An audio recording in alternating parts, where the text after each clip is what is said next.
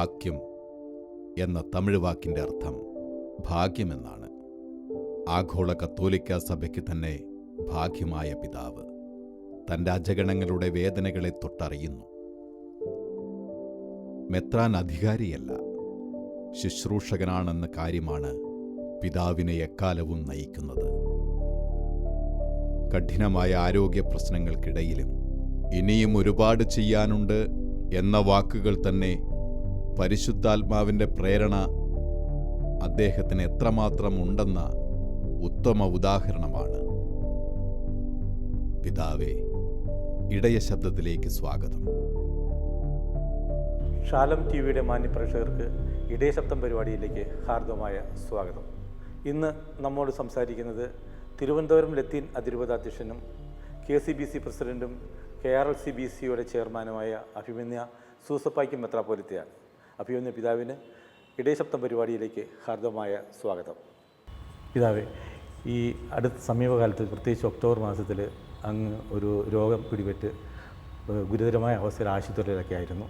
അതിനുശേഷം ഇപ്പോൾ രോഗം മാറി തിരുവനന്തപുരത്ത് ബിഷപ്പ് ഹൗസിൽ വിശ്രമിക്കുകയാണ്.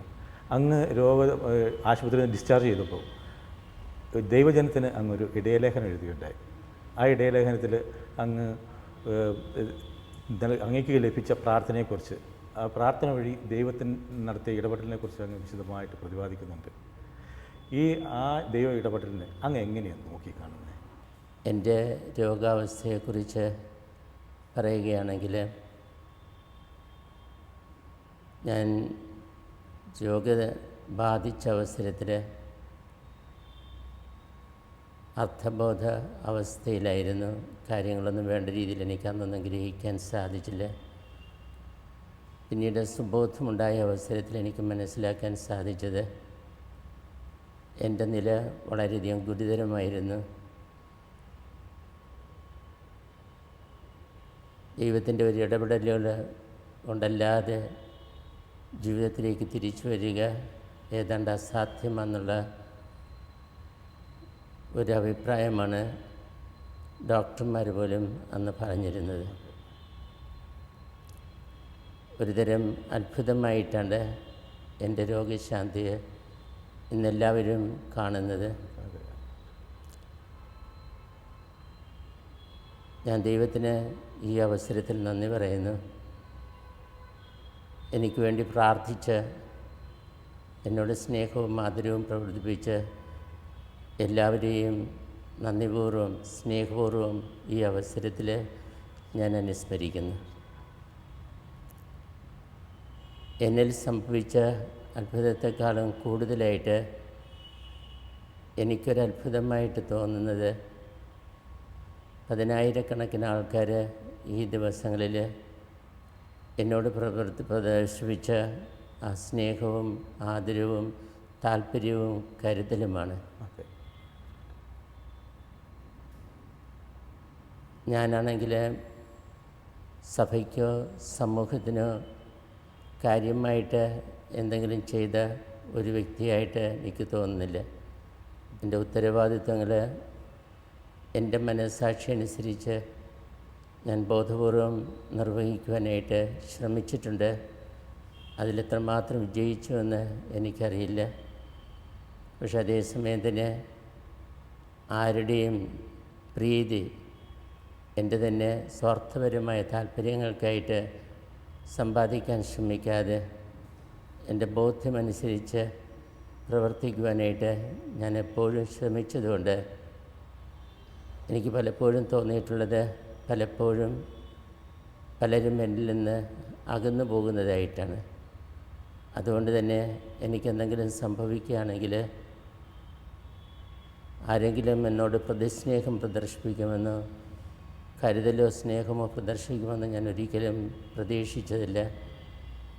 പക്ഷേ എൻ്റെ ആ കണക്കുകൂട്ടുകളെ അതിജീവിച്ചുകൊണ്ട് ധാരാളം ആൾക്കാർ എനിക്ക് വേണ്ടി പ്രാർത്ഥിക്കുകയും എനിക്ക് വേണ്ടി ഉപവസിച്ച് തന്നെ പ്രാർത്ഥിക്കുകയും ആരാധന നടത്തുകയൊക്കെ ചെയ്തത് മനസ്സിലാക്കിയപ്പോൾ അതെന്നെ സംബന്ധിച്ചിടത്തോളം വളരെ വലിയൊരു അത്ഭുതമായിട്ട് എനിക്ക് തോന്നുന്നു.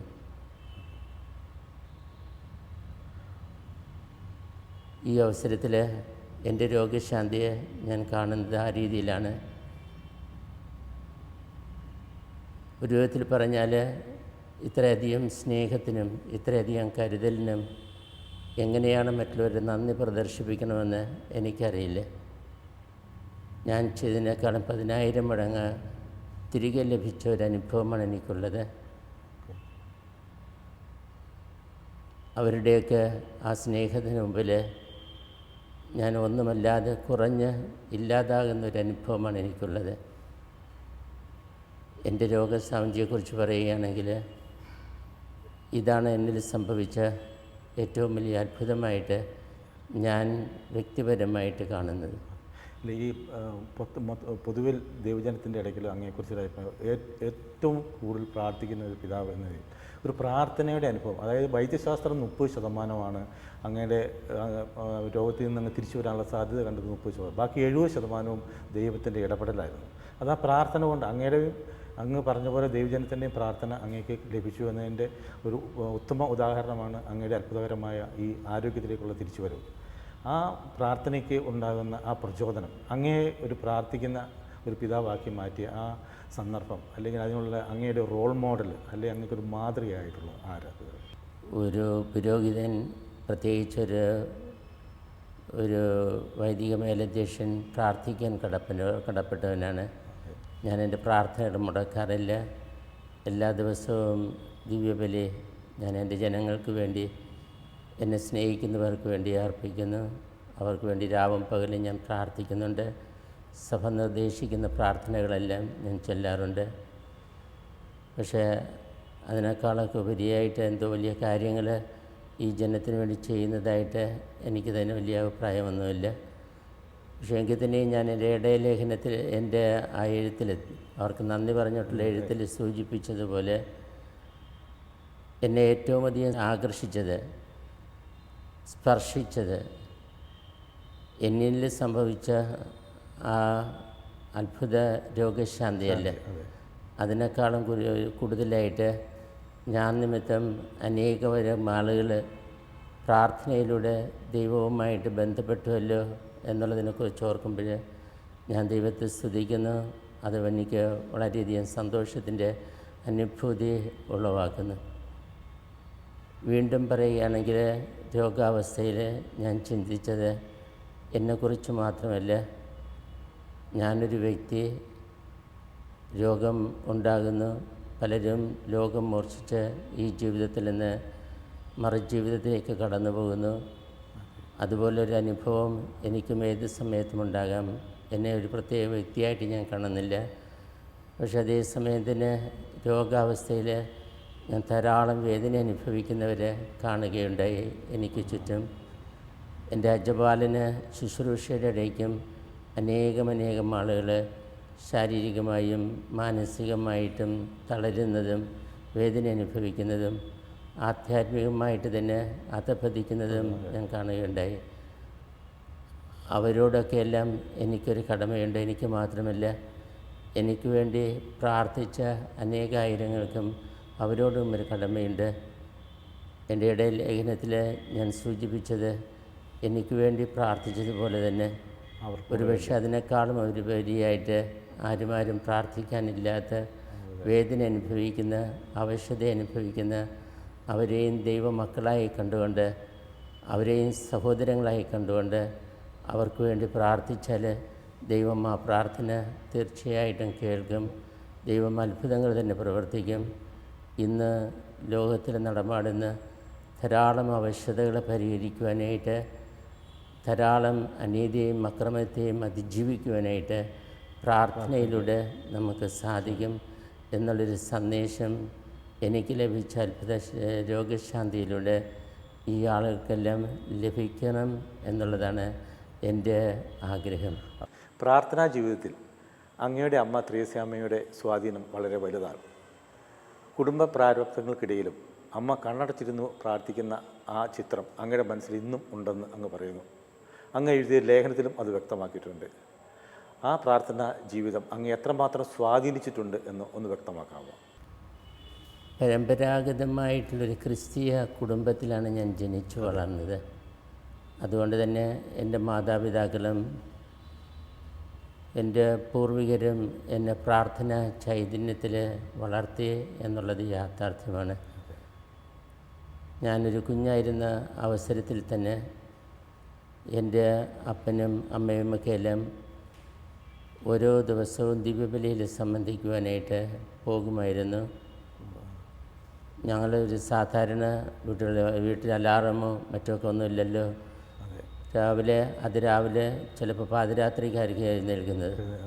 ചിലപ്പോൾ അത് പ്രഭാതമാണെന്ന് വിചാരിച്ച് ഞങ്ങൾ പലപ്പോഴും പള്ളിയിൽ പോയിട്ടുണ്ട്. അവസരത്തിൽ കുറച്ചകലെയാണ് പള്ളി. അപ്പോൾ പള്ളിയുടെ മുറ്റത്ത് ചെന്ന് ചിലപ്പോൾ ഉറങ്ങിയ അവസരങ്ങളും ഞാൻ ഓർക്കുന്നുണ്ട്. ഓരോ പ്രഭാത ബലിക്കും പോകുന്ന ഒരു പതിവ് ഞങ്ങളുടെ കുടുംബത്തിൽ ഉണ്ട്. വൈകുന്നേരം ആകുമ്പോൾ എല്ലാ ദിവസവും ജപമാല എത്തിക്കുന്ന പതിവ് ഞങ്ങളുടെ കുടുംബത്തിലുണ്ടായിരുന്നു. അതുപോലെ തന്നെ ഓരോ മാസത്തിലും ആദ്യത്തെ വ്യാഴാഴ്ച തിരുമണിക്കൂർ എത്തിക്കുന്ന തിരുഹൃദയത്തിൻ്റെ സ്തുതിക്കായിട്ട് തിരുമണിക്കൂർ എത്തിക്കുന്ന പതിവുണ്ടായിരുന്നു. ഇങ്ങനെയൊക്കെയെല്ലാം പ്രാർത്ഥന അന്തരീക്ഷത്തിലാണ് ഞങ്ങൾ വളർന്നത്. എൻ്റെ അപ്പൂപ്പനാണെങ്കിൽ ഞാനിപ്പോഴും ഓർമ്മിക്കുന്നുണ്ട്. മത്സ്യബന്ധനത്തിന് പോയി കഠിനാധ്വാനം ചെയ്യുന്ന ഒരാളാണ്. വൈകുന്നേരം വീട്ടിൽ വന്നതിന് ശേഷം കുളിച്ച് വൃത്തിയായിട്ട് അദ്ദേഹം എന്നും ദേവാലയത്തിൽ പരിശുദ്ധ കുർബാനയുടെ മുമ്പിൽ ഒരു വിസീത്ത കഴിക്കുന്ന ഒരു പതിവ് അദ്ദേഹത്തിനുണ്ട്. അപ്പോഴും അദ്ദേഹം എന്നെ കൂടെ കൊണ്ടുപോകും. ഞാൻ അദ്ദേഹത്തിന് അതിനുവേണ്ടി കാത്തിരിക്കും. കാരണം വിസീത്ത കഴിഞ്ഞിട്ട് ചായക്കടയിൽ പോകുന്ന ഒരു പതിവ് കൂടെ ഉണ്ട്. ആദ്യമൊക്കെ എന്നെ ആകർഷിച്ചത് ആ ചായക്കടയിലൂടെ പോക്കാണെങ്കിലും അപ്പൂപ്പൻ സക്കാരുടെ മുമ്പിൽ നിന്ന് മുട്ടുകുത്തി പ്രാർത്ഥിക്കുന്നതും കമന്ന് കിടന്ന് പ്രാർത്ഥിക്കുന്നതും കൈവിരിച്ച് പ്രാർത്ഥിക്കുന്നതുമെല്ലാം ഞാൻ പലപ്പോഴും കണ്ട് അദ്ദേഹം ചെയ്യുന്ന പോലെ ഞാനും ചെയ്യുമായിരുന്നു. കുറച്ചുകൂടെ മടിക്കുമ്പോഴേ ഞാൻ തലവാതിലൊന്ന് കുറച്ച് നേരം ഇരിക്കും. പിന്നെ അപ്പൂപ്പനോട് കാര്യങ്ങളെല്ലാം ചോദിക്കും. എന്താണ് കമിഴ്ന്ന് വീണ് പ്രാർത്ഥിച്ചത്, കൈവിരിച്ച് പ്രാർത്ഥിച്ചത്, അവിടെ ആരാണ് എന്നൊക്കെ ചോദിക്കുന്ന അവസരത്തിൽ അതിൻ്റെ എല്ലാം വിശദീകരണം സ്നേഹപൂർവ്വം അദ്ദേഹം തന്ന് ആ ദൈവ അനുഭവത്തിൽ വളർത്തിക്കൊണ്ടുവന്ന ഒരു കുടുംബ പാരമ്പര്യം എനിക്കുണ്ട്. എനിക്കിന്നത്തെ കുടുംബങ്ങളെക്കുറിച്ച് പറയുന്ന അവസരത്തിൽ ഈ പ്രാർത്ഥനാ ചൈതന്യം ലഭിക്കാത്തത് കൊണ്ടാണ് ഈ വിശ്വാസം ഒരു തലമുറ വേണ്ട രീതിയിൽ മറ്റൊരു തലമുറയ്ക്ക് ത്യാഗപൂർവം കൈമാറാൻ ഉള്ള വിമുഖത, അതിനുള്ള ഉദാസീനത പ്രകടിപ്പിക്കുന്നത് കൊണ്ടാണ് ഇന്ന് ദൈവാനുഭവത്തിൽ വളർന്നു വരാൻ പല കുടുംബങ്ങൾക്കും സാധിക്കാതെ പോകുന്നത്.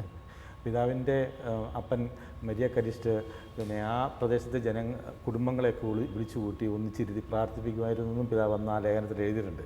അപ്പോൾ അതിൻ്റെ ഒരു ഉൾക്കാഴ്ച അല്ലെങ്കിൽ അതിൻ്റെ ഒരു പ്രചോദനം നമ്മളെ തിരുവനന്തപുരത്തിന് അതിൽ BCC രൂപീകരിക്കുന്ന ഘട്ടത്തിൽ പിതാവിനെ സ്വാധീനിച്ചിട്ടുണ്ട്. അത് പിതാവിൻ്റെ എനിക്കറിയില്ല BCC രൂപീകരിച്ചത് എന്താണെന്ന് എനിക്ക് നിശ്ചയമായിട്ടും പറയാനായിട്ട് സാധിക്കില്ല.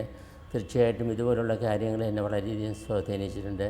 പ്രത്യേകിച്ചും തപസ് കാലത്ത് കൂടിയിരുന്ന് കർത്താവിൻ്റെ പീഡാനുഭവത്തെക്കുറിച്ച് തമിഴ് ഭാഷയിൽ വളരെ മനോഹരമായിട്ടുള്ള ഗാനങ്ങൾ ആലപിക്കുന്ന പതിവ് ആ ഗ്രാമത്തിൽ ഉണ്ടായിരുന്നു. എൻ്റെ അപ്പനും എൻ്റെ അപ്പൂപ്പനും എൻ്റെ കുടുംബാംഗങ്ങളുമെല്ലാം അതിന് പലപ്പോഴും മുൻകൈ എടുത്തിട്ടുണ്ട്. അങ്ങനെ ഞങ്ങളുടെ വീട്ടിൽ തന്നെ ഞാനൊരു കുഞ്ഞായിരുന്നപ്പോൾ എല്ലാവരും ഒരുമിച്ച് കൂടി ഈ സിന്ധു എന്നൊക്കെ പറയും ആ പാട്ടിന്. അതിന് അങ്ങനെയുള്ള പാനങ്ങൾ ദീർഘനേരം മറ്റേ അത്താഴമൊക്കെ കഴിഞ്ഞതിന് ശേഷം കൂടിയിരുന്ന് പാടുന്ന ആ ഒരു ഇത് ഞാൻ കണ്ടിട്ടുണ്ട്. അങ്ങനെ ആൾക്കാരെയൊക്കെ എല്ലാം വിളിച്ചു കൂട്ടി തിരുമണിക്കൂറാകട്ടെ, അതല്ലെങ്കിൽ ഇതുപോലുള്ള തപസ് കാലത്തെ ഗാനങ്ങൾ ആലപിക്കുന്നവരാകട്ടെ, ഞങ്ങളുടെ വീട് അതിൻ്റെ ഒരു കേന്ദ്രമായിരുന്നതിൻ്റെ ആ ഓർമ്മകൾ എൻ്റെ മനസ്സിൽ ഇപ്പോഴും നിലനിൽക്കുന്നുണ്ട്. ഇടയലേഖനത്തിൽ അങ്ങ് ഇനിയും ഒരു ദൗത്യം ദൈവം ഏൽപ്പിച്ച് പൂർത്തിയാക്കാനുണ്ട് എന്ന് പറയുന്നുണ്ട്. എന്ത് ദൗത്യമാണ് അങ്ങയുടെ സ്വപ്നത്തിൽ ഇനിയും ബാക്കിയായിട്ടുള്ളത്? സ്വാഭാവികമായിട്ട് ഞാൻ വിചാരിച്ചത്, ഞാൻ എൻ്റെ വാർദ്ധക്യ അവസ്ഥയിൽ എത്തിയ ഒരു കാലഘട്ടമാണിത്. ഞാൻ എൻ്റെ ഉത്തരവാദിത്വങ്ങളിൽ നിന്നും വിരമിക്കുവാനുള്ള സംരംഭങ്ങളിൽ ഏർപ്പെട്ടിരിക്കുന്ന ഒരു കാലഘട്ടമാണിത്. ആ അവസരത്തിൽ തീർച്ചയായിട്ടും എനിക്കൊരു രോഗം വന്നു, അല്ലെങ്കിൽ മരണത്തിലൂടെ ദൈവസന്നിധിയിൽ കടന്നു പോകുവാൻ ഞാൻ സന്നദ്ധനുമായിരുന്നു വാസ്തവത്തിൽ. പക്ഷെ അതേസമയം തന്നെ ഇങ്ങനെയൊരു അവസ്ഥാവിശേഷം വന്നു കഴിഞ്ഞിട്ടും ആളുകളുടെ പ്രാർത്ഥനയുടെ ഫലമായിട്ട് അല്ലെങ്കിൽ ദൈവനിശ്ചയപ്രകാരം എനിക്ക് വീണ്ടും ജീവിതത്തിലേക്ക് തിരിച്ചു വരാനായിട്ട് സാധിച്ചതിനെക്കുറിച്ച് ഞാൻ അതിന് ശേഷം കുറേയധികം ചിന്തിച്ചു, കുറേയധികം പ്രാർത്ഥിച്ചു. പക്ഷേ എനിക്ക് തന്നെ ഒരു രൂപവും കിട്ടുന്നില്ല ഭാവിയെക്കുറിച്ച് ചിന്തിക്കുമ്പോൾ. ആ അവസരത്തിൽ ഞാൻ വേദപുസ്തകമൊക്കെ തുറന്ന് കുറേയധികം വായിക്കുമായിരുന്നു. എന്നെ ഇനി എന്തിനാണ് ദൈവം നിശ്ചയിച്ചിരിക്കുന്നത്, ഏത് വഴിക്ക് പോകാനാണ് ദൈവം ആഗ്രഹിക്കുന്നില്ല എന്നുള്ള രീതിയിൽ എന്നിൽ നിന്ന് പ്രതീക്ഷിക്കുന്നത് എന്താണ്.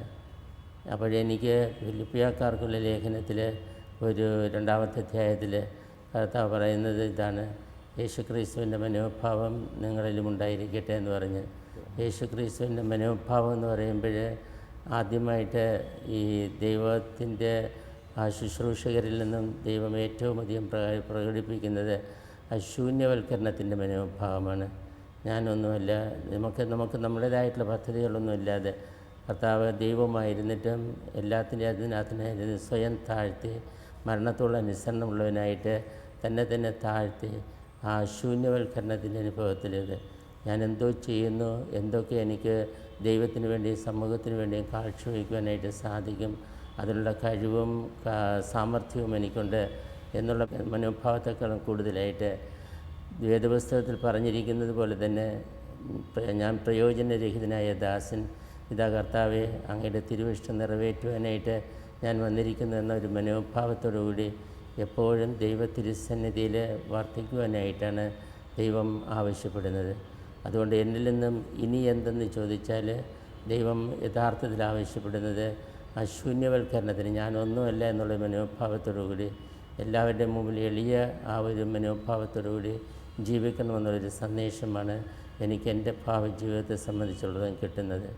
അതോടൊപ്പം തന്നെ ഫിലിപ്പിയക്കാർക്കുള്ള ലേഖനത്തിൽ അത് കഴിഞ്ഞിട്ട് 1-2 വാക്യങ്ങൾ കഴിഞ്ഞിട്ട് പറഞ്ഞിരിക്കുന്നത് ഭയത്തോലും വിറയലോടും കൂടി നിങ്ങളുടെ ആ രക്ഷയ്ക്ക് വേണ്ടി നിങ്ങൾ പ്രവർത്തിക്കുവാൻ. അപ്പോൾ എന്നെ ദൈവം ഏൽപ്പിക്കുന്ന ആ ദൗത്യം സഭാ ശുശ്രൂഷകൻ എന്ന നിലയിൽ രക്ഷാകരമായ കാര്യങ്ങൾക്ക് വേണ്ടി രക്ഷ ഒരു യാഥാർത്ഥ്യം, എല്ലാവരുടെയും എൻ്റെ മാത്രമല്ല മറ്റുള്ളവരുടെയും രക്ഷ ഒരു യാഥാർത്ഥ്യമാക്കുവാനായിട്ട് നിങ്ങൾ പ്രവർത്തിക്കും എന്നുള്ളൊരു ആഹ്വാനമാണ് കിട്ടുന്നത്. പ്രവർത്തിക്കാൻ ഞാൻ സന്നദ്ധനാണ്. പക്ഷേ എന്താണ് പ്രവർത്തിക്കുന്നതെന്നൊരു രൂപവുമില്ല.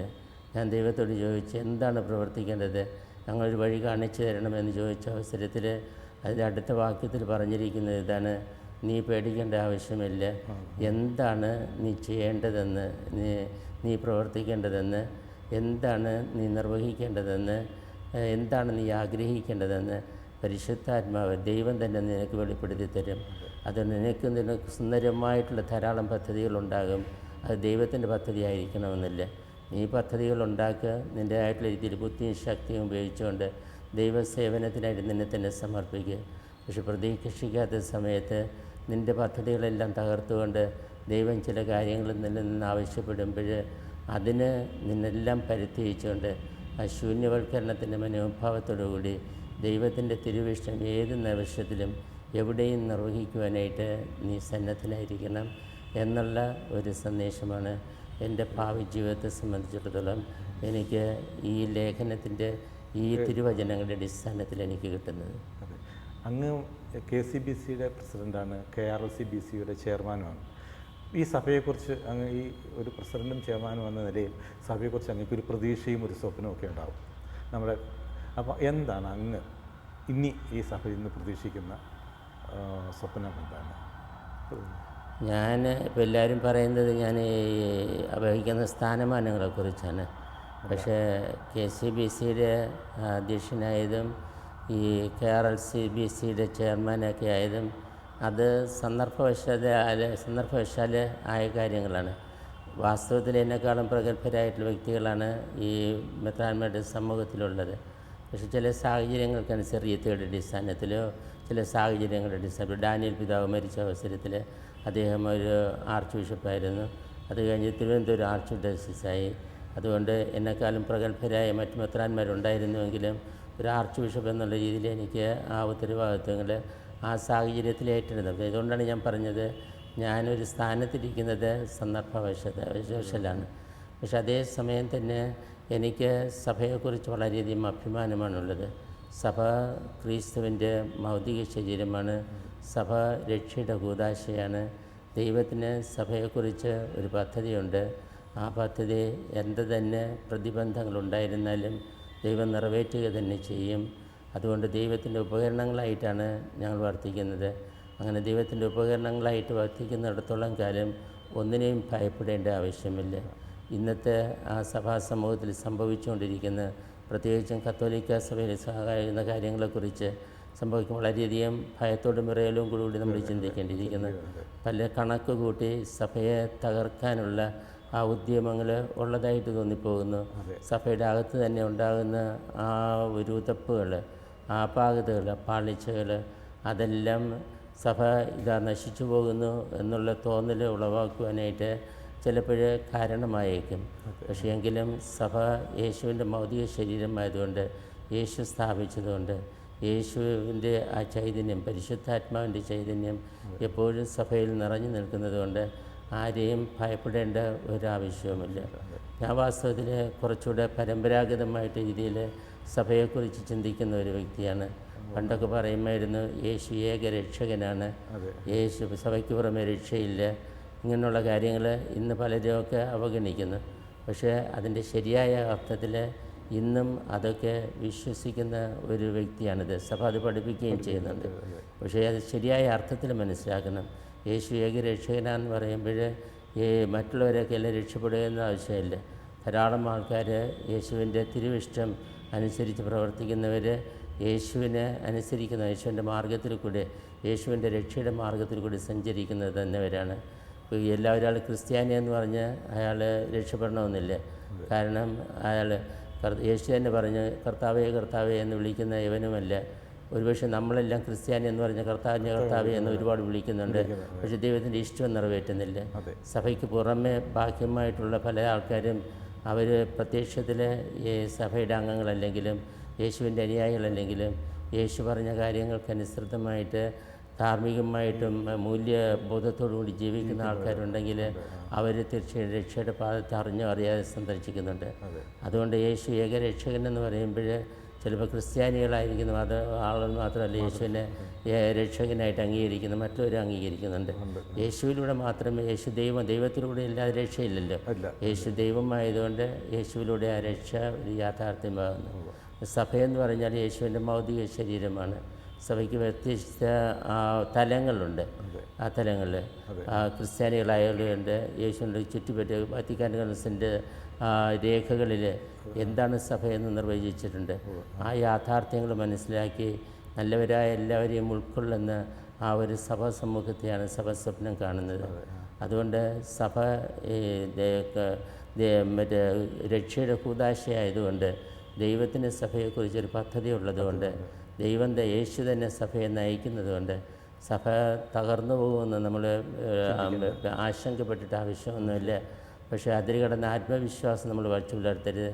നമ്മൾ ഏൽപ്പിച്ച ദൗത്യം വിശ്വസ്തയോടുകൂടി ത്യാഗപൂർവ്വം ചെയ്യുവാനായിട്ട് നമ്മൾ ശ്രദ്ധിക്കണം. യേശു തന്നെ പറഞ്ഞത് വിളവ് സമൃദ്ധം, വേലക്കാർ ചുരുക്കം. അതുകൊണ്ട് വിളവ് സമൃദ്ധമാണ്. നേരായിട്ടുള്ള രീതിയിൽ യേശുവിൻ്റെ ആ രക്ഷാകര സന്ദേശം, സുവിശേഷം പ്രസംഗിക്കുകയാണെങ്കിൽ ധാരാളം ആൾക്കാർ തീർച്ചയായിട്ടും ആ സുവിശേഷം ശ്രവിക്കും. ഇന്നും ജാതി മതഭേദമന്യേ ധാരാളം പേര് ശ്രവിക്കുന്നുണ്ട് യേശുവിൻ്റെ പാതയിലൂടെ മുന്നോട്ട് പോകാനുള്ളത്. പക്ഷേ വേലക്കാർ ചുരുക്കം. വേലക്കാരെന്ന് പറഞ്ഞപ്പോൾ ജ്ഞാനസ്നാനം സ്വീകരിച്ചത് നാം ഓരോരുത്തരും തന്നെയാണ്. അതുകൊണ്ടാണ് ഈ അസാധാരണമായ പ്രേക്ഷിത വർഷം പ്രഖ്യാപിച്ചുകൊണ്ട് പരിശുദ്ധ പിതാവ് പറഞ്ഞത്, ഞാനൊരു മിഷണറിയാണ്, നിങ്ങളൊരു മിഷണറിയാണ്. നമ്മൾ ജ്ഞാനസ്നാനം സ്വീകരിച്ച് അയക്കപ്പെട്ടവരാണ്. ഈ ഒരു വസ്തുത നമ്മൾ പലപ്പോഴും മനസ്സിലാക്കുന്നില്ല. ജ്ഞാനസ്നാനം സ്വീകരിക്കുന്നത് ഒരു യാന്ത്രികമായിട്ട് എന്തോ ചില ആചാരങ്ങൾ അനുഷ്ഠിക്കാൻ വേണ്ടിയല്ല, നേരെ മറിച്ച് യേശുവിനെ അറിയുവാനും ആ രക്ഷയുടെ സന്ദേശം ഉൾക്കൊള്ളുവാനും ആ രക്ഷയുടെ സന്ദേശം അനുഭവിച്ച് മറ്റുള്ളവരുമായിട്ട് പങ്കുവയ്ക്കുവാനുമായിട്ടുള്ള ആ പങ്കുവയ്ക്കുന്ന ഒരു മനോഭാവം നമ്മൾ വളർത്തിയെടുക്കുകയാണെങ്കിൽ തീർച്ചയായിട്ടും സഭയെക്കുറിച്ച് നമുക്ക് പേടിക്കേണ്ട ആവശ്യമില്ല. സഭയിൽ ദൈവം നിശ്ചയിച്ച കാര്യങ്ങൾ അത് തക്കതായിട്ടുള്ള സമയത്ത് അത് പൂർത്തിയാക്കപ്പെടുക തന്നെ ചെയ്യും, യാതൊരു സംശയവും വേണ്ട. നമ്മുടെ യുവജനങ്ങൾ പ്രാർത്ഥനാ ജീവിതത്തിൽ നിന്നും സഭാ ജീവിതത്തിൽ നിന്നും ഒട്ടേറെ അകന്നു പോകുന്നതായി ഒരു ആക്ഷേപമുണ്ട്. അങ്ങേക്കത് തോന്നിയിട്ടുണ്ടോ? എന്താ അതിന് കാരണം? പലപ്പോഴും യുവജനങ്ങളെക്കുറിച്ച് തെറ്റായിട്ടുള്ള ഒരു ധാരണയാണ് പലർക്കുള്ളതെന്ന് തോന്നിപ്പോകുന്നു. യുവാക്കളെല്ലാം ദൈവത്തിൽ നിന്ന് അകന്നു പോകുന്നു, ദൈവ കാര്യങ്ങളിൽ നിന്നും അവർ വേണ്ട ശ്രദ്ധ കാര്യങ്ങൾ പതിക്കുന്നില്ല എന്നൊക്കെ കരുതുന്നത് അത്ര ശരിയാണെന്ന് തോന്നുന്നില്ല. ഇന്ന് സഭയിൽ ധാരാളം യുവജനങ്ങളുണ്ട്, ഈ ദൈവത്തെ സ്നേഹിക്കുന്നവർ, ദൈവത്തിന് വേണ്ടി ത്യാഗം അനുഭവിക്കുന്നവർ, സുവിശേഷം പ്രസംഗിക്കുന്നവർ ധാരാളമുണ്ട്. പലപ്പോഴും ഇന്ന് പറയുന്നത് ശരിയാണ്, അകന്നു പോകുന്നത് പറയുന്നത് ശരിയാണ്. അത് യുവാക്കൾ മാത്രമല്ല അത് പോകുന്നത്, ഇന്നത്തെ ലോകം, ഇന്നത്തെ പ്രത്യേകിച്ച് മുതിർന്നവർ, ഉത്തരവാദിത്തപ്പെട്ടവർ ദൈവത്തിൽ നിന്ന് അകന്നു പോകുമ്പോഴാണ് യുവജനങ്ങളും ദൈവത്തിൽ നിന്ന് അകന്നു പോകുന്നത്. ഞാനൊരു സ്ഥലത്ത് കുറച്ച് യുവജനങ്ങളെ അഭിസംബോധന ചെയ്ത് വിദേശങ്ങളിലായിരുന്ന അവസരത്തിൽ ഞാൻ സംസാരിച്ച അവസരത്തിൽ ഞാൻ അവരോട് പറഞ്ഞു, മക്കളെ നിങ്ങൾ നോക്കുക, നിങ്ങളുടെ മിഷണറി പ്രവർത്തകർ ഞങ്ങളുടെ നാട്ടിൽ വന്ന് ഞങ്ങൾക്ക് സുവിശേഷം പ്രസംഗിച്ച് ദൈവാനുഭവം പകർന്നു തന്നു. ഞങ്ങളുടെ ദേവാലയങ്ങളിൽ ദിവസങ്ങളിൽ പോലും ധാരാളം ആൾക്കാർ ദിവ്യബലിക്ക് പോകുന്നുണ്ട്, വിശ്വാസമനുസരിച്ച് ജീവിക്കുന്നുണ്ട്. നിങ്ങൾ ഞങ്ങൾക്ക് തന്ന വിശ്വാസം നിങ്ങൾ കളഞ്ഞു വിളിച്ചല്ലോ എന്ന് ഞാൻ ചോദിച്ച അവസരത്തിൽ ഒരു യുവാവ് എഴുന്നേറ്റ് നിന്ന് എന്നെ എതിർത്തു. ഒരു പിതാവെ അങ്ങനെ പറയരുത്, ഞങ്ങൾ വിശ്വാസം കളഞ്ഞു വിളിച്ചിട്ടില്ല, ഞങ്ങളുടെ വിശ്വാസത്തിൽ നിന്ന് അകന്നു പോയിട്ടില്ല, ഞങ്ങൾക്ക് കിട്ടിയെന്ന് വിശ്വാസം ഞങ്ങൾ നശിപ്പിച്ചിട്ടില്ല. എനിക്ക് അതിശയം തോന്നി. ഞാൻ യുവജനങ്ങളെ വിളിച്ചു കൂട്ടി ഒരു സമ്മേളനത്തിന് വിളികാരി വെച്ച് വിളിച്ചു കൂട്ടിയിട്ടും ഇവരെല്ലാം ആൾക്കാർ വന്നിട്ടുള്ളൂ, യുവാക്കൾ അകന്നു പോയതല്ല എന്ന് പറയുന്നത് ശരിയാണോ എന്ന് ഞാൻ ചോദിച്ചു. അപ്പോൾ പറഞ്ഞു, ഞങ്ങൾ അകന്നു പോയിട്ടൊന്നുമില്ല, ഞങ്ങൾ വിശ്വാസം നശിപ്പിച്ചിട്ടില്ല, ഞങ്ങൾക്ക് വിശ്വാസം തരേണ്ടവർ വേണ്ടതിരുത്തി തന്നില്ല. ഞങ്ങളുടെ മാതാപിതാക്കളെ ഞങ്ങളെ പഠിപ്പിച്ചു, ഞങ്ങൾ ജീവിത സൗകര്യങ്ങൾ ഒരുക്കി തന്നു, പക്ഷേ അതേസമയം വിശ്വാസത്തിൽ ഞങ്ങൾ വളർത്തിയില്ല. ഞങ്ങളുടെ സഭാ അധികാരികൾ തന്നെയും അവർക്ക് സ്മാരകങ്ങൾ പണിയാനും അവർക്ക് വേണ്ടത്ര കാര്യങ്ങളൊക്കെ ചെയ്യാനും അങ്ങനെയുള്ള കാര്യങ്ങൾക്ക് വേണ്ടി അവർ സമയം ചിലവഴിക്കുന്നതിൻ്റെ ഒരു ചെറിയ ഭാഗം പോലും വിശ്വാസം ഞങ്ങളിൽ ആഴമാക്കുവാനായിട്ട് ഞങ്ങൾക്ക് വിശ്വാസം കിട്ടിയില്ല. അതുകൊണ്ട് നാളെ ദൈവത്തിൻ്റെ മുമ്പിൽ നിൽക്കുമ്പോൾ ഞങ്ങളല്ല കണക്ക് കൊടുക്കേണ്ടത്, ഞങ്ങളെക്കാളും കൂടുതൽ നിങ്ങൾക്ക് കണക്ക് കൊടുക്കേണ്ടി വരുമെന്ന് യുവാവ് പറഞ്ഞ് ഞാൻ ഓർക്കുന്നുണ്ട്. അപ്പോൾ ശരിയായിട്ടുള്ള വിശ്വാസം കിട്ടുകയാണെങ്കിൽ യുവജനങ്ങൾ നമ്മളെക്കാളും കൂടുതലായിട്ട് അവർ ഈ തലത്തിൽ മൂല്യബോധത്തോടുകൂടി അവർ മുന്നോട്ട് വരും. നമുക്കൊരു ഉദാഹരണം പറയുകയാണെങ്കിൽ, ഞാൻ അവരെ പൂർണ്ണമായിട്ടും പ്രശംസിക്കുന്നില്ല, അവർക്കും അവരുടെ പാകതകളുണ്ട്. പക്ഷേ എങ്കിലും ജീസസ് പോലുള്ള യൂത്ത് പോലുള്ള സംഘടനകൾ അവർ ഈ വചനം അനുഭവിച്ച് ദൈവ അനുഭവത്തോടുകൂടി അവർ വളർന്നു വരുവാൻ ആഗ്രഹിക്കുന്ന ഒരു സമൂഹമാണ്. അവരിൽ ധാരാളം പേര് ഈ കോളേജ് വിദ്യാർത്ഥികളും അതുപോലെ തന്നെ ഉന്നത സ്ഥാനങ്ങളിലിരിക്കുന്നവർ തന്നെ അതിന് വർഷങ്ങൾ അവർ മാറ്റിവെച്ചിട്ട് ഈ പ്രേക്ഷിത പ്രവർത്തനങ്ങൾക്കായിട്ട് മാറ്റിവെക്കുന്നത് ഞങ്ങൾ കാണിക്കുന്നുണ്ട്. വിശ്വാസം വേണ്ട രീതിയിൽ കൈമാറുകയാണെങ്കിൽ ധാരാളം യുവജനം, മറ്റ് ജീസസ് യൂത്ത് മാത്രമല്ല വേറെയും ധാരാളം യുവജനങ്ങളെ എനിക്കറിയാം. അപ്പോൾ ഇത് എന്തോ നമ്മളിൽ നിന്ന് വിശ്വാസം വേണ്ട രീതിയിൽ കൈമാറാത്തത് കൊണ്ടാണ് ഈ യുവജനങ്ങൾ ഒരു പ്രദേശത്തെങ്കിലും അകന്നു പോകുന്നതായിട്ട് എനിക്ക് തോന്നുന്നു. രണ്ടാമതായിട്ട് ഇന്ന് യുവജനങ്ങൾ അകന്നു പോകുന്നുണ്ടെങ്കിൽ അതിനൊരു പ്രധാനപ്പെട്ട കാരണമായിട്ട് ഞാൻ കാണുന്നത് യുവജനങ്ങൾ സഭയിലും സമൂഹത്തിലും അവരാഗ്രഹിക്കുന്നതിൽ വേണ്ട രീതിയിൽ അംഗീകരിക്കപ്പെടുന്നില്ല. കാരണം അവർ അംഗീകരിക്കപ്പെടുന്നില്ല എന്ന് പറയുമ്പോൾ അവർ ചോദ്യങ്ങളൊക്കെ ചോദിക്കുന്ന കാലഘട്ടമാണിത്. കൊച്ചു കുഞ്ഞുങ്ങളാണെങ്കിൽ ഒരു ബ്ലൈൻഡായിട്ട് അവർ മാതാപിതാക്കൾ പറയുന്നത് പോലെ അക്ഷരം പ്രതി അവർ അനുസരിച്ചോളും. അവർ കാട്ടിക്കൂട്ടുന്നതല്ല, അതുപോലെ തന്നെ ആ കുഞ്ഞുങ്ങളും കാട്ടിക്കൂട്ടും, യാതൊരു ഇതുണ്ട്. പക്ഷേ ഒരു പ്രായമാകുന്ന അവസരത്തിൽ എല്ലാത്തിൻ്റെയും അർത്ഥം ഗ്രഹിക്കാനായിട്ട് ചോദ്യങ്ങൾ ചോദിക്കും. പലപ്പോഴും ചോദ്യങ്ങൾക്ക് വേണ്ടത്ര ആ ഒരു ക്ഷമയോടുകൂടി അവരെ സ്നേഹപൂർവ്വം മനസ്സിലാക്കി അവരർഹിക്കുന്ന ഉത്തരങ്ങൾ നൽകാത്തപ്പോൾ അവർ ഇതിൽ നിന്ന് അകന്നു പോകുവാനായിട്ട് സാധിക്കുന്നുണ്ട്. പിന്നെയും യുവജനങ്ങളെ സംബന്ധിച്ചിടത്തോളം അവർ ആവേശത്തോടുകൂടി ഒരുപാട് കാര്യങ്ങൾ ചെയ്യുവാനായിട്ട് രക്തത്തിളപ്പുള്ള ഒരു പ്രായമാണ്. അന്ന് അവർക്ക് പ്രവർത്തിക്കാനുള്ള ആ സാഹചര്യങ്ങൾ സഭയ്ക്കകത്ത് നമ്മൾ ഒരുക്കി കൊടുക്കുന്നില്ല എങ്കിൽ അവർ മറ്റു തലങ്ങളിൽ ചെന്ന് അവരുടെ ആവേശം പ്രകടിപ്പിക്കും. അങ്ങനെയൊക്കെയാണ് പലരും അകന്നു പോകുന്നതെന്ന് എനിക്ക് തോന്നുന്നത്.